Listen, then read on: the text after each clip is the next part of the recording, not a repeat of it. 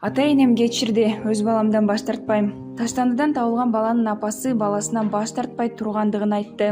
Ал кош бойлуу экендигин, ата-энесинен жашырып жүргөндүгүн, эч кимдин жардамы жок өзү үйдөн төрөп шок абалда коркконунан ымыркайды таштанды челекке таштап салганын айткан. Мындай маалыматты Акыйкатчы институту билдирди. Наристенин ишин акыйкатчы Жамиля Жаманбаева жеке көзөмөлүнө алган. 21 жаштагы келин баланы эч кимге бербесин, аны ата-энеси кечирип, баланы багып алабыз дешкенин айткан. Ага баланын атасы белгилүү, бирок атын ачыктоодон баш тарткан. Эске салсак, 8 ноябрдын кечинде Бишкекте таштанды челекке ташталган ымыркайды чет элдик студенттер таап алышкан. Бул боюнча кылмыш иши козголуп, 2 күндөн кийин энеси табылып, убактылуу кармоочу жайына камалган. 14 ноябрда шектүү операцияга муктаж болгондуктан Октябрь райондук соту аны сыртка чыкпоо жөнүндө тилкат менен камактан бошоткон. Учурда баланын энеси ооруканада. Ымыркай азыр Бишкектеги номер 1 төрөт үйүндө дарыгерлердин көзөмөлүндө